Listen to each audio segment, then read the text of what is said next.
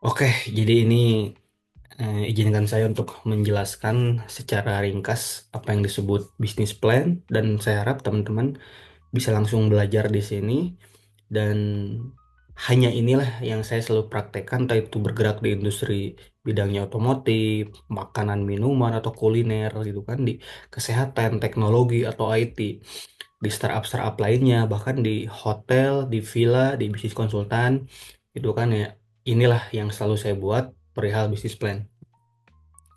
Nah, jadi saya ingin mulai sesuai judulnya. Karena saya ingin buat ini secara simple dan komprehensif. Tentunya namanya bisnis kita ingin profit dan sustain berkelanjutan gitu kan. Nah, dan kita juga harus sepakat dengan apa? Dengan mantra ini bahwa entrepreneur itu diciptakan, bukan dilahirkan. Artinya eh, kalau misalkan diciptakan berarti kita bisa belajar gitu kan, bisa mendalami dan bisa mengimplementasikan gitu kan. Oke, langsung saja. Ya sudah, bisnis plan itu sesingkat framework ini. Jadi, pertama dalam memulai bisnis, teman-teman harus memahami secara internal. Nah, cara melakukan memahami secara internal tersebut, teman-teman bisa menggunakan SWOT. Karena di sana kan ada aspek strength, weakness, opportunity, atau peluang gitu kan. Lalu ada threat atau ancaman. Lalu ada SMART gitu kan yang spesifik, terukur gitu kan, realistis, dan lain-lain. Dan tentunya resources, sumber daya yang kita miliki. Kita kan bisa mampu ukurkan dalam memulai bisnis itu secara internal.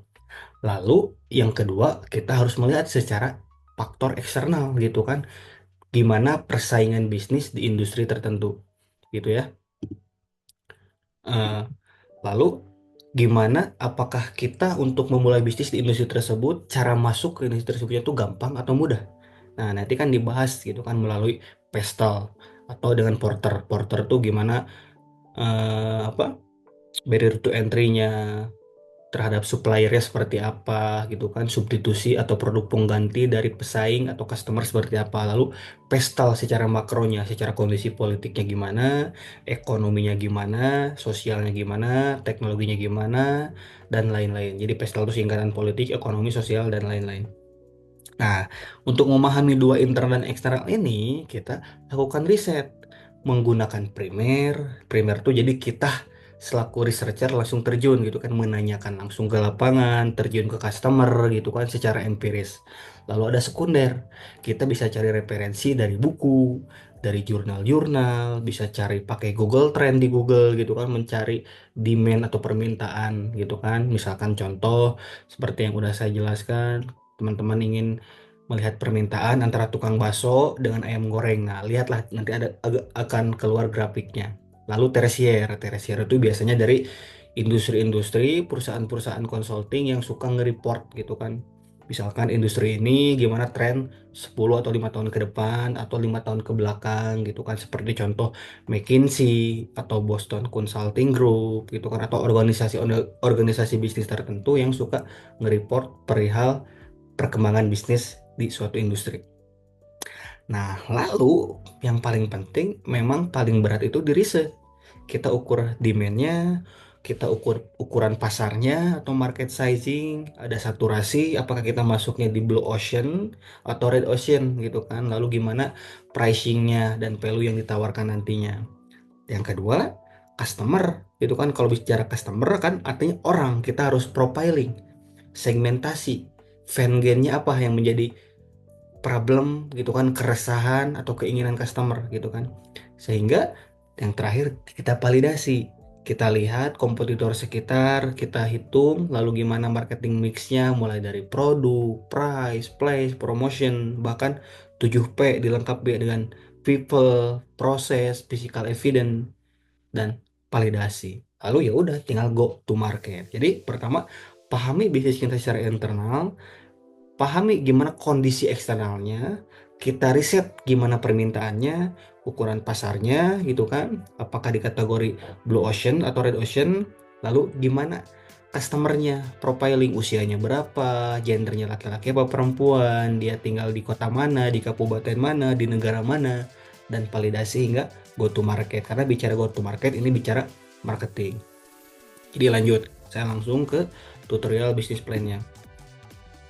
Nah, contoh, jadi mau industri apapun yang saya jalankan, pasti saya menggunakan template ini gitu kan.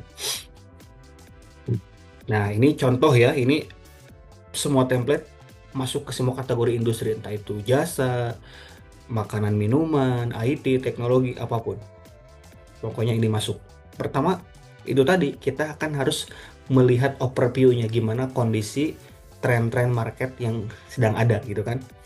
Nah, lalu biasakan kita memulai bisnis ini dari problem. Karena kan contoh bisnis plan ini adalah ramen gitu kan. Jadi saya ingin meriset ternyata problem di masyarakat itu bahwa mitos mie itu masih ada.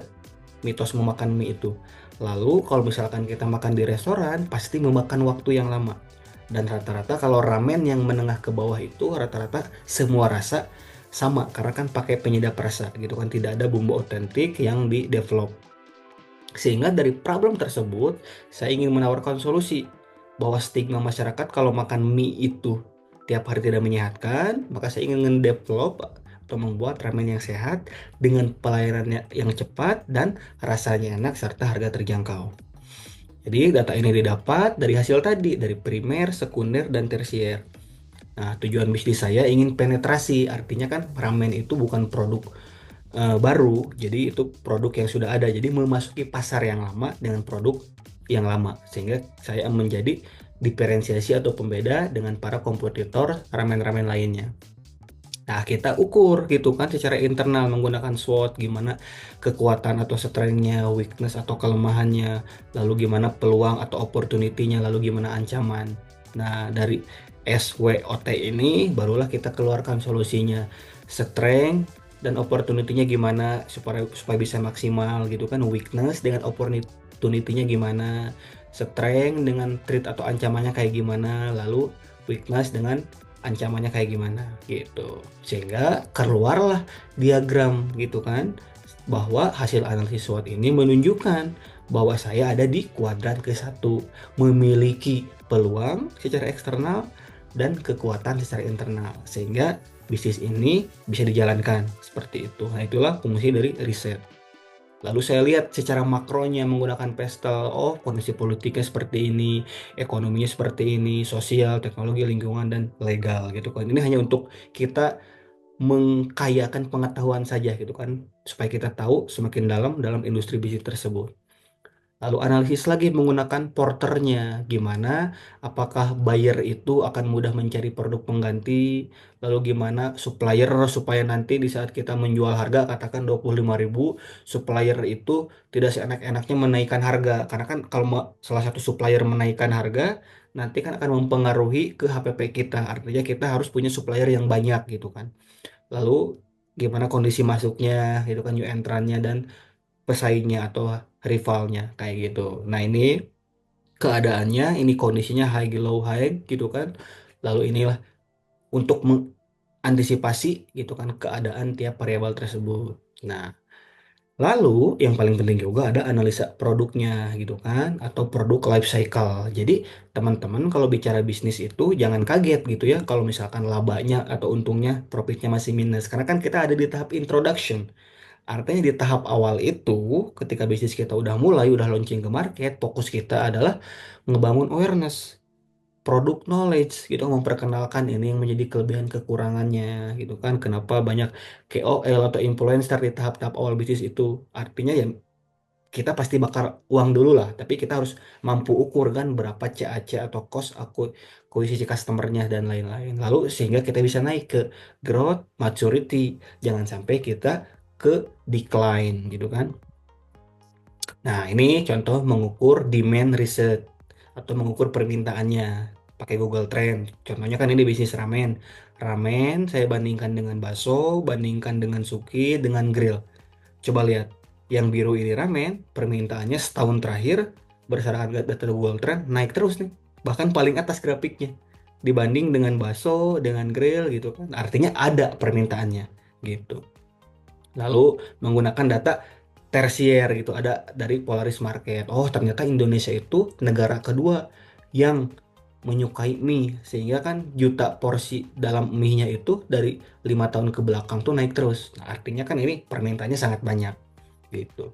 Nah, ini cara memproyeksikan market sizing-nya kalau misalkan kita menggunakan data tersier. Nah, ini yang realistis gitu kan, cara menghitung market size-nya. Jadi yang disebut market size itu ada istilah TAM, ada SAM, ada SOM. Ini TAM ini untuk kita menangkan jangka panjang. SAM ini jangka menengah, SOM ini yang realistis dalam jangka pendek. Nah, contoh bahwa berdasarkan data BPS atau Badan Pusat Statistik Jawa Barat, katakanlah digenapkan masyarakat Jawa Barat itu memiliki populasi penduduk sebesar 50 juta. Nah, dari 50 juta ini, saya asumsikan yang menyukai makan ramen dan mie berkuah ada 10%. Artinya kan cukup logik dan rasional. Sehingga saya asumsikan lagi, anggap saja frekuensi mereka itu 12 kali per tahun. Atau sebulan sekali makan ramen. Nah, sehingga harga ramen yang saya tawarkan dengan harganya Rp20.000 dikali 5 juta dari mana? Dari populasi Jawa Barat 50 juta dikali 10%. Artinya Rp20.000 dikali 5 juta populasi Jawa Barat yang menyukai ramen, maka omset saya sebesar 100 miliar. Dikali berapa? 12 dari frekuensi diasumsikan mereka tiap bulan itu beli ramen. Artinya dikali 12 kan, karena ada 12 bulan dalam setahun. Artinya omset saya akan sebesar 1,2 triliun. Sangat gede kan? Hanya dengan menjual ramen 20.000, menyasar 5 juta penduduk Jawa Barat, diasumsikan beli ramennya sebulan sekali, udah dapat omset 12 triliun. Jadi ini untuk jangka panjang, karena kan untuk menyasar ini kita perlu modal yang gede untuk mengakuisisinya gitu dan meleverage ya. Artinya itu sebagai motivasi kita di jangka panjang. Nah, sekarang kita perkecil lagi. Nah, ada menggunakan SAM. SAM ini karena saya ingin menyasarnya kelas menengah dan atas, saya asumsikan ada 30%, 20%, artinya kan ada 50%. 50%-nya yaitu kelas bawah. Jadi saya tidak hitung karena fokus saya mengambil kelas menengah dan atas. Sehingga dari 5 juta ini yang 30%-nya adalah 600.000 kelas menengah, 1,8 jutanya 20% dari kelas atas. Sehingga tinggal saya kalikan saja 20.000 dikali 1,8 juta populasi Jawa Barat dengan segmen kelas menengah dan atas. Udah gede kan? 30 miliar. Nah, sekarang saya perkecil lagi supaya lebih realistis dengan menggunakan SOM atau Serviceable Obtainable Market.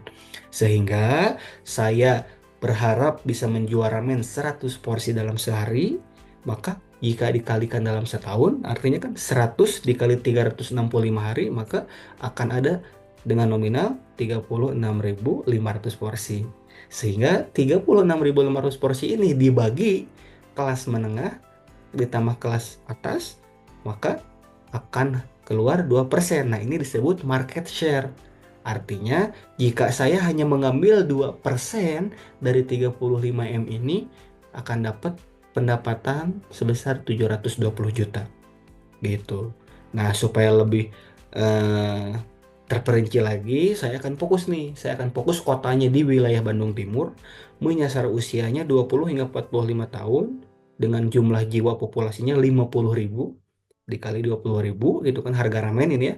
Maka saya menyasar dalam setahun itu pendapatannya 1 miliar. Nah, jadilah gitu cara mengukur pendapatan atau proyeksinya. Nah, lalu saya ingin masuk di wilayah Blue Ocean gitu kan. Karena kan kalau Red Ocean itu wilayah berdarah-darah gitu atau lautan merah. Supaya saya tidak gampang menaik turunkan harga, saya akan menawarkan baru dengan Blue Ocean, sehingga yang saya harapkan dari cita rasa gitu kan, dari keterjangkauan, strategis tempat, semuanya itu berharap bisa beralih ke Blue Ocean strategi. Nah, ini pendapatan, ini data-data gitu kan, lebih detail, lebih bagus gitu kan. Nah, lalu kita akan masuk ke wilayah marketing. Dalam marketing itu ada segmentasi atau segmenting, targeting, positioning. Demografis bicara apa? Bicara apa gender dia, pendapatannya seperti apa gitu kan dari target yang sudah kita tentukan. Dan lalu dia usianya berapa gitu kan, profesinya sebagai apa dan lain-lain. Nah, ini data saya. psikografisnya seperti apa gitu kan, keadaan fisiologisnya, mereka aktif menggunakan medsos, mereka sering mencari sesuatu yang bernuansa Jepang, mencari ramen gitu kan, atau behaviornya, habit dia gitu kan, sama aja. Nah, targeting untuk menyasar supaya segmentasi ini kita bisa akuisisi marketnya dengan menggunakan marketing strategi. Saya akan menggunakan yang sudah ada aja, karena kan mayoritas masyarakat sudah menggunakan platform digital. Jadi saya akan bikin konten di Facebook, TikTok, YouTube, dan Instagram dengan menggunakan para food blogger. Lalu ada pre-tester untuk para konsumen yang baru mencoba. Jadi mereka bisa tester dulu gratis sebelum memberi langsung menu ramen yang ada. Dan feedback dari konten-konten. Nah, ini di ranah branding. Jadi ingin ramen saya itu tersimpan di memori atau benaknya bahwa kami ramen atau brand ramen yang harganya murah, tetap premium dan tetap menyehatkan gitu. Nah, ini ada strategi, ada target, ada impact. Artinya bicara strateginya dari produk, dari price atau harga, dari place atau tempat, dari promotion, kita harus dalami dan petakan setelah lebih detail. Targetnya kan untuk customer gitu. Kalau harga dari sisi cost atau biaya, tempat mempengaruhi convenient atau kemudahan. Promosi bicara tentang komunikasi untuk impact-nya menghadirkan emosi. Produk berharap sesuai ekspektasi dan harga itu menjadi excellent sehingga tempat menghadirkan kemudahan dan impact-nya jadi suatu pengalaman gitu kan yang mengesankan kayak gitu. Nah, ini detailnya produk apa yang harus disiapkan, packaging, fresh, plating gitu kan. Begitupun harga, place, promotion, dan lain-lain. Nah, ini kan ada produknya, ini plating seperti ini untuk kalau misalkan take away, beginilah packagingnya. Nah, karena ingat, ramen saya ingin ada di kategori yang sehat, enak gitu kan, dan harganya terjangkau. Sehingga saya ingin mengkomparasi dengan piring makanan yang siap saji berdasarkan Kementerian Kesehatan. Artinya dari lauk pauk yang ada ini, pengganti-penggantinya ada di satu mangkuk ini, gitu kan. Dari mulai daging, penggantinya apa, mie, telur, dan lain-lain. Gramasinya disesuaikan dengan gizi seimbang. Gitu. Nah, ini variatif harga-harganya. Lalu ini tempatnya, jadi ingin street food ramen. Nah, ini untuk kedepannya dan selebihnya yang online-online pakai GrabFood, GoFood, ShopeeFood, dan teman-temannya. Jadi, marketing mix promotionnya menggunakan KOL atau influencer, bikin short movie menggunakan Reels atau TikTok, itu kan mengundang para food blogger lainnya. Cukup dengan hal seperti ini dan pastinya ada diskon serta member gitu kan untuk apa mengikat konsumen supaya lebih loyal kayak gitu. Nah, inilah yang paling penting ada tentang bisnis model. Jadi bisnis model itu secara definisi bagaimana suatu bisnis atau perusahaan dapat menghasilkan keuntungan atau pendapatan gitu kan. Contoh ada B2C. B2C ini singkatannya bisnis to customer. Jadi saya penjual ramen langsung ke customer gitu kan atau pelanggan. Nah, asumsi di sininya saya menjual ramen 25.000 per mangkok gitu kan. Ada order per harinya 30 mangkuk dengan durasi anggaplah ada dalam satu bulan tuh 25 hari operasinya atau buka kedainya, maka sebulan saya udah dapat 21 juta. Jika dirata-ratakan per tahun, tinggal kali aja 12, berarti kurang lebih 260 jutaan. Berarti saya punya dapet nih. Ini baru dari ramen aja, belum ada snacknya, toppingnya, minumannya. Nah, itulah yang disebut bisnis model untuk variatif dari sisi apa yang bisa dijadikan duit lah gitu. Sehingga jadi pemasukan untuk bisnis atau perusahaan gitu. Nah, di sisi itu juga saya ingin kembangkan bisnis modelnya menjadi B2B atau bisnis to bisnis. Jadi sesimpel franchise atau share equity, tapi saya bukan fokusnya franchise. Jadi jual brand terus lepas orang yang beli ya udah mereka yang operasikan. Jadi untuk mempertahankan apa brandingnya, kualitasnya, operasionalnya secara maksimal. Jadi ada share equity, cari investor, kerjasama, mereka yang punya duit, kita yang kelola, kita yang kembangkan, semua standar kamu yang tetap lakukan, mereka investor cukup menerima hasilnya saja. Dengan membeli, misalkan penjualan royaltinya 50 juta, gitu kan per cabang. Dikali target bulanannya ada 10 investor. Dalam setahun udah 500 juta. Apa dalam sebulan udah 500 juta. Tinggal dikali setahun udah ada 6 miliar. Nah, jadi semakin bisa masuk B2C, B2B, bahkan B2G, dan teman-temannya, maka perusahaan akan semakin bisa di scale up atau bisa dikembangkan secara lebih jauh gitu. Nah, lalu yang paling penting kita harus tahu juga kompetisinya siapa gitu kan. Ini ramen saya brandnya, ini teman-teman mungkin juga udah aware terhadap ramen-ramen lain gitu kan. Sehingga kita tahu apa yang menjadi kelebihan kekurangan dari metrik-metrik yang sudah saya tentukan gitu. Atau menjadi nantinya strategi keunggulan bersaing. Nah, lalu karena saya mungkin mereka udah gede-gede ya gitu kan, untuk mengalahi mereka saya ingin fokus nih salah satu brand ramen di Bandung yang ingin saya coba head to head gitu kan dengan dia. Gitu. Oh, ini produk dia, harganya segini gitu kan. Promosi yang dia lakukan seperti apa. Saya bisa mendapatkan ramen itu dia jualannya melalui online commerce gitu kan seperti GoFood, ShopeeFood dan teman-teman gitu kan dan dia aktif pakai medsosnya hanya di Instagram dan TikTok gitu kan. Nah, kita kan analisisnya gampang, bisa langsung ke sana, cobain langsung gitu kan, atau pakai sosmednya dia kita kepoin atau stalking gitu ya. Nah, di zaman sekarang sangat gampang lah kita untuk menganalisa gitu. Nah, inilah ada value dan USP. Jadi value proposition yaitu kita ngeklaim, artinya kalau ada semua industri di industri yang sama, dagangnya sama, mereka akan mengklaim bahwa makanannya paling enak, menggunakan bahan premium gitu kan dan bla bla bla, artinya yang ideal gitu. Nah, dari itu supaya kita ada diferensiasi atau pembeda, maka ada USP atau unique selling proposition. Nah, si kompetitor saya ini dia secara USP gak ada sih, cuman ada hal unik. Misalkan ngeramen sambil beli minuman yang seperti soju lah, seolah-olah seperti orang-orang Asia atau Korea. Nah, kalau USP saya atau unique selling propositionnya, setiap orang yang order di ramen saya, jika kurang dari 5 menit gitu atau apa, jika lebih dari 5 menit di saat dia pesan sambil menunggu pesanannya datang, maka makanan akan gratis. Nah, dengan itu, di saat dia udah nunggu di meja, saya akan kasih makanan dan snack gratis. Jadi ada unique sellingnya gitu. Nah, di sini ada positioning gitu kan. Jadi pertama, saya tidak akan masuk dari sisi cost leadership, cost fokus atau diferensiasi fokus.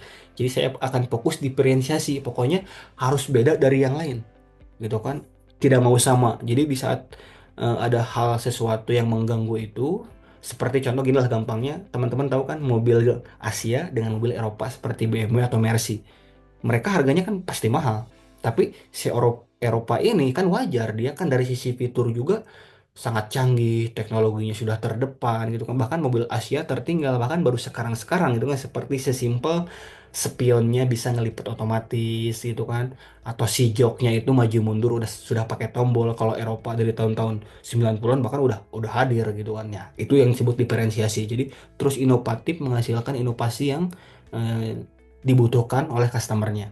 Kayak gitu sehingga ramen saya ingin berada di kuadran ini dengan high quality dan harga paling terjangkau kayak gitu. Kualitasnya tetap dipertahankan dan harga juga harus tetap terjangkau. Lalu kita harus nge-profiling siapa customer kita. Contoh misalkan ini ada Kak Rani, oh usianya segini, tinggal di Bandung sebagai mahasiswa, jatah atau gaji bulannya segini, secara personalnya gitu kan, behavior, motivation gitu kan supaya kita tahu gitu kan per individual para customer segmen kita. Nah, ini bisnis prosesnya. Saya jualan di street foodnya dengan inventory persiapan semua aset-aset dan perlengkapan equipmentnya. Saya engage, bikin konten semua di sosmed, berkomunikasi dekat dengan customer, semuanya bertransaksi by online gitu kan, dengan pihak ketiga, dan bahkan semua makanan diantarkan dengan pihak ketiga, dengan platform-platform yang sudah ada, yang kita sudah tahu. Lalu flow chartnya kalau offline itu seperti ini prosesnya dari dia datang, online-nya juga seperti ini, kayak gitu. Nah, jadi sekarang barulah kita masuk ke market gitu kan. Sehingga pertama saya akan bangun awareness, mengedukasi market sehingga dari kesadaran merek ini atau kesadaran bahwa ramen ini ada, ketika market sudah teredukasi jadilah sales atau penjualan. Kayak gitu. Nah, inilah strategi go to marketnya. Karena saya modalnya juga terbatas, jadi akan fokus dengan menggunakan platform digital yang sudah ada dan dikenal umumnya masyarakat. Dengan Instagram, dengan YouTube Short-nya, dengan TikTok, dengan mengupload 2 sampai 3 kali reel atau feed dalam sehari gitu kan. Lalu menggunakan ads juga seminggu sekali gitu kan. Begitupun TikTok, YouTube gitu. lalu partnership dengan Karang Taruna, dengan organisasi tertentu, kantor-kantor tertentu, dan menggunakan KOL untuk semakin meningkatkan awareness-nya tadi gitu kan, dan menjadi konversi kayak gitu. Dan sehingga fokus saya di kuartal 1 atau 3 bulan pertama, fokus saya lebih ke awareness. Ya udah, yang penting orang tahu dulu aja. Nah, di kuartal ketiga gitu kan, atau di bulan ketujuhnya. Nah, jadi saya menjadilah transaksi. Jadi setengah tahun pertama fokus orang tahu dulu, setengah tahun kedua atau 6 bulan kedua jadilah transaksi konversinya. Kayak gitu. Nah, ini panel kalau kita pakai ads gitu ya, entah itu Facebook ads atau Instagram ads atau TikTok ads gitu. Nah, ini proyeksi pendapatannya saya asumsikan, amin, kenaikan per tahunnya itu 25%. Itu kan 22 hingga ke 53 miliar. Kalau misalkan ini sesuai target yang benar-benar eksponensial gitu. Tapi target target pertama kami ada di Bandung Timur, mengambil pangsa pasar dari 2M ini hanya 5% gitu kan. Dan ini cukup terukur lah gitu. Nah, paling penting juga kita harus tahu nih secara finansialnya gitu, secara lebih detail, mulai dari proyeksi gross profit atau pendapatan kotor dan profitnya untuk kita berapa kayak gitu, lalu presentasinya gimana dari net profitnya, EBIT itu dikurangi biaya operasional, pajak dan teman-temannya, lalu gross profit gitu. Dan ini target hariannya, oh 2024 itu kalau mencapai supaya pendapatannya segini, bahwa harus menjual per hari minimal 150 porsi, per bulannya 4.500, per tahunnya 54.000 porsi, dan seterusnya, diasumsikan naik 25% per tahun. Nah, ini bisnis performanya, oh gini, pertumbuhan growth-nya kan 25% saya asumsikan gitu kan. Lalu ROAS kalau saya menggunakan ads tadi gitu ya, atau Facebook ads, Instagram ads gitu, dan conversion rate-nya naik terus 10%, 50% gitu kan. Dan CAC atau cost akuisisi customer. Hmm. Nah, dari perjalanan panjang tadi, dari riset hingga ke proyeksi keuangan tadi, ternyata ramen ini dijalankan perlu modal hampir 250 juta. Dan bisa balik modal jika menjual 18.000 porsi, dan rupiahnya 2 kali lipat atau 50%-nya. Hampir 50%-nya 400 jutaan. Kayak gitu. Jadi fixed cost itu bisa disebut CAPEX atau capital expenditure. Jadi misalkan beli gerobaknya, beli piring, mangkuk, beli kompor, beli semua yang bersifat aset. Nah, variable cost atau OPEX, operation expenditure, yaitu biaya operasional. Bayar gaji karyawan, bayar listrik, wifi, air, dan lain-lain. Yang dimana variable cost atau OPEX ini yang dikeluarkan wajib setiap bulan. Kayak gitu. Nah, ini hitungan detailnya. Teman-teman juga bisa lihat di template. Nah, ini kalau bicara grafiknya kayak gitu. Jadi ibaratnya misalkan modal yang apa sih, fixed cost dikeluarkan sebesar 10 juta supaya dia impas atau balik gitu kan, break even point itu kan titik impas. Artinya harus menjual sebesar kuantitinya 465 porsi atau mangkuk. Nah, ini ada total cost, biaya yang dihasilkan sebesar 13 juta. Jadi di posisi inilah, ketika mencapai titik impas, revenue pendapatan akan kepada kita. 10 jutanya balik gitu kan, 13 jutanya costnya untuk menghasilkan ini, sehingga impas. Inilah revenue yang bisa kita nikmati. Nah, itu singkatnya gitu kan. Jadi ya sudah teman-teman, tinggal menggunakan dashboard-dashboard yang sudah disediakan di template ini. Inilah isi dari dokumen bisnis plan. Dan ini bisnis plan ini sangat simpel ya. Karena bisnis plan ini sudah saya implementasikan di semua industri. Artinya kalian bisa ciplak semuanya dengan mudah, dengan simpel, dengan gampang, dengan mengikuti perintah ini gitu ya. Gitu. Jadi dari pengalaman saya terjun di industri, entah itu otomotif, teknologi atau IT, di kesehatan gitu kan, di F&B gitu ya, di industri hotel atau villa, di bisnis konsultan.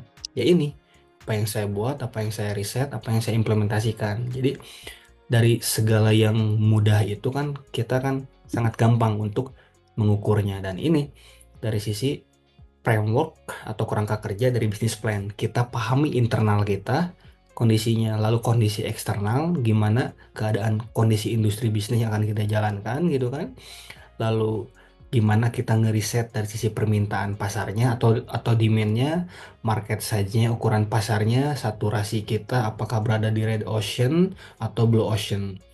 Lalu profiling siapa customer kita gitu ya, dari mulai umur, dari mulai jenis kelamin, tinggal di kota mana, kabupaten mana, bahkan negara mana, pendapatannya berapa, status sosial ekonominya apakah menengah, atas atau bawah.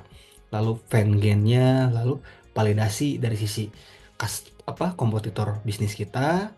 Lalu kita lihat marketing mix-nya menggunakan 4P, price, place, produk, promotion, bahkan 7P kalau misalkan kita lengkapi, dan kita riset validasi dengan kualitatif dan kuantitatif. Lalu go to market. Nah, go to market ini berada di ranah marketing.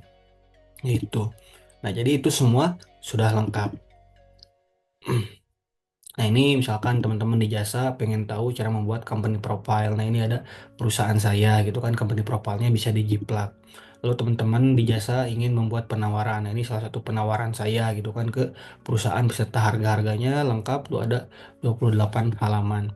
Kayak gitu. Lalu teman-teman ingin bicara strategi gitu ya, ini ada materinya. Kayak gitu. Jadi semuanya benar-benar komprehensif dan lengkap. Atau teman-teman orang-orang startup nih, nah ini saya udah pitching langsung secara nasional gitu kan dengan para mentor-mentor hebat gitu ya. Nah ini pitch deck yang saya buat gitu. Banyak lah gitu ya. Nah, ini industri F&B gitu ya, kalau teman-teman tertarik.